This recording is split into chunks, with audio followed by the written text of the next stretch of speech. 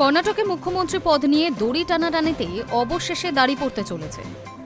সূত্রের খবর, আগামী মঙ্গলবার অর্থাৎ ২৬শে মে কর্ণাটকের মুখ্যমন্ত্রী সিদ্দারামাইয়াকে দিল্লিতে তলব করেছে হাইকমান্ড। শোনা যাচ্ছে, রুদ্ধদ্বার এই বৈঠকেই মুখ্যমন্ত্রী পদে রদবদল সংক্রান্ত বিষয়ে হাই ভোল্টেজ আলোচনায় বসতে চলেছে শীর্ষ নেতারা।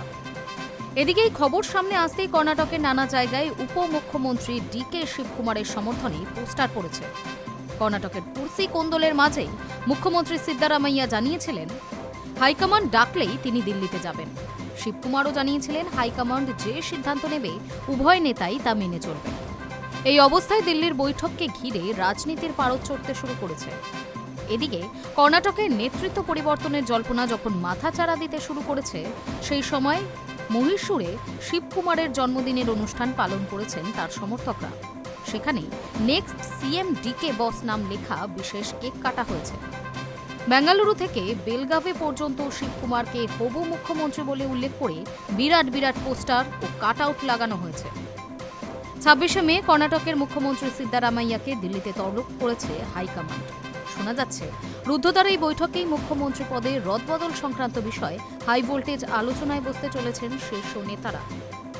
উল্লেখ্য, আনুষ্ঠানিক ঘোষণা না হলেও জানা যায়, কর্ণাটকে কংগ্রেস সরকার গঠনের পর মুখ্যমন্ত্রী সিদ্দারামাইয়া ও শিবকুমারের মধ্যে এক সমঝোতা হয়েছিল, যেখানে নাকি বলা হয়েছিল সিদ্দারামাইয়া ও শিবকুমারের মধ্যে ২.৫ বছরের জন্য মুখ্যমন্ত্রীর পদ ভাগাভাগি হবে।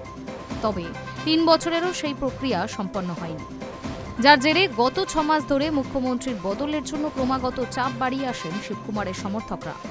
গত নভেম্বর মাসে শিবকুমার প্রকাশ্যে নিজের দাবি জানালে উত্তেজনা চরম আকার নেয়।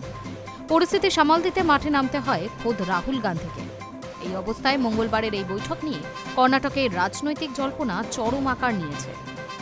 কংগ্রেস সূত্রে জানা যাচ্ছে, মঙ্গলবার দিল্লির এই বৈঠকে কংগ্রেস সভাপতি মল্লিকার্জুন খার্গে এবং রাহুল গান্ধীর মতো শীর্ষ নেতারা যোগ দিতে পারেন। এই বৈঠকে দুপক্ষের মধ্যে চলমান উত্তেজনা প্রশমনের চেষ্টা করা হবে। রাজ্যের মন্ত্রিসভার রদবদল নিয়েও আলোচনা হওয়ার সম্ভাবনা রয়েছে। সরকারের ৩ বছর পূর্তি উপলক্ষে উভয় পক্ষের বিধায়কদের সন্তুষ্ট রাখার জন্য বেশ কয়েকজন বর্তমান মন্ত্রীকে সরিয়ে দেওয়া হতে পারে এবং নতুন ও তরুণ মুখদের সুযোগ দেওয়াও হতে পারে। Hi News network.